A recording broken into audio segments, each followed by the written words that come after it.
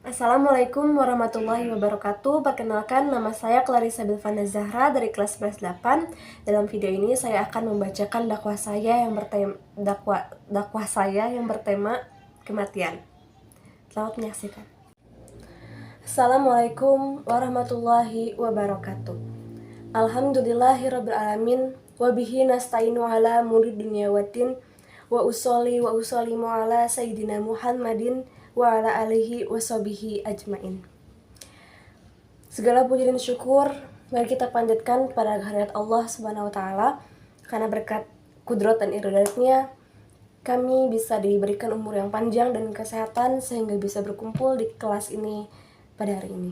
Salawat serta salam mari kita panjatkan kepada junjungan kita Nabi besar Muhammad sallallahu alaihi wasallam, kepada sahabatnya, kepada keluarganya, serta kepada kita sebagai umatnya.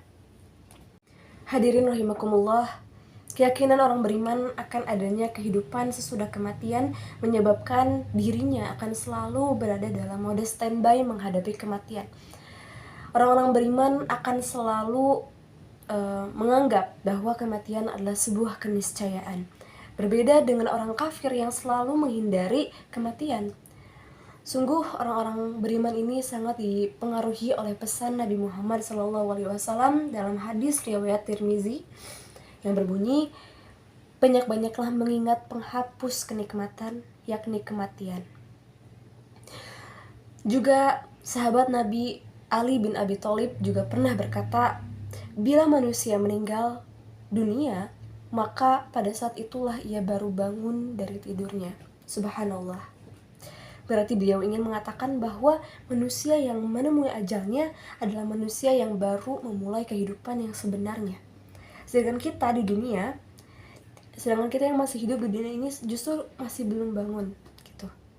Sungguh ucapan ini sangat sejalan dengan firman Allah Subhanahu wa taala dalam Quran surat Al-Ankabut ayat 64 yang berbunyi, dan tiadalah kehidupan di dunia ini melainkan senda gurau dan main-main saja. Dan sesungguhnya akhirat itulah yang sebenarnya kehidupan, kalau mereka mengetahui.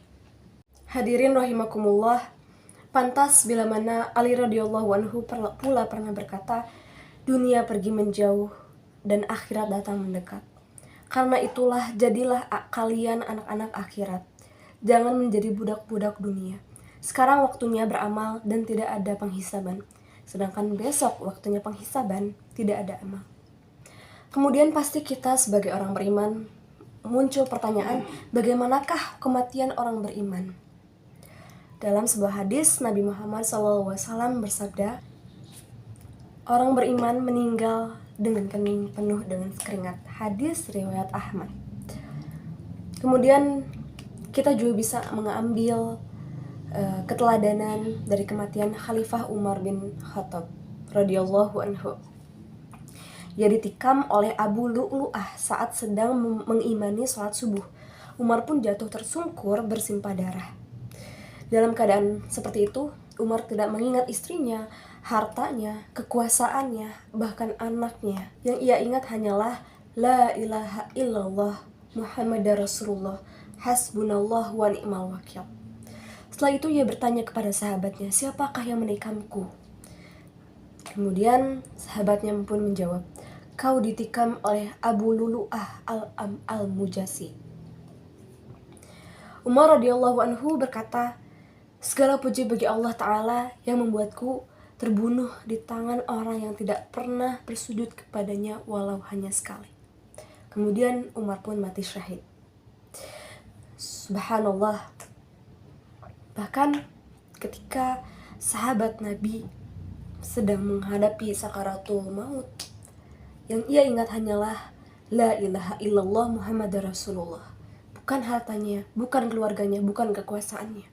Kemudian para hadirin, kita juga bisa mengambil keteladanan dari junjungan kita Rasulullah SAW saat menghadapi sakaratul maut. Saat menghadapi sakaratul maut, beliau mengambil secari kain dan kemudian menaruhnya di wajah beliau. Karena saking parahnya kondisi beliau pada saat itu. Lalu beliau berdoa, La ilaha illallah, la ilaha illallah, la ilaha illallah sebanyak 3 kali. Kemudian ada hadis riwayat Bukhari dan Muslim yang mengartikan, sungguh kematian itu sangat pedih. Ya Allah, bantulah aku menghadapi sakaratul maut. Ya Allah, ringankanlah sakaratul maut bagiku. Bayangkan, seorang Rasulullah SAW saja beliau merasakan sakitnya sakaratul maut, apalagi kita manusia biasa yang penuh dengan dosa gitu. Kemudian istrinya Aisyah radhiyallahu anhu menuturkan, demi Allah, beliau mencelupkan kain itu ke air lalu meletakkannya di atas wajah beliau seraya berdoa, ya Allah, bantulah aku menghadapi sakaratul maut.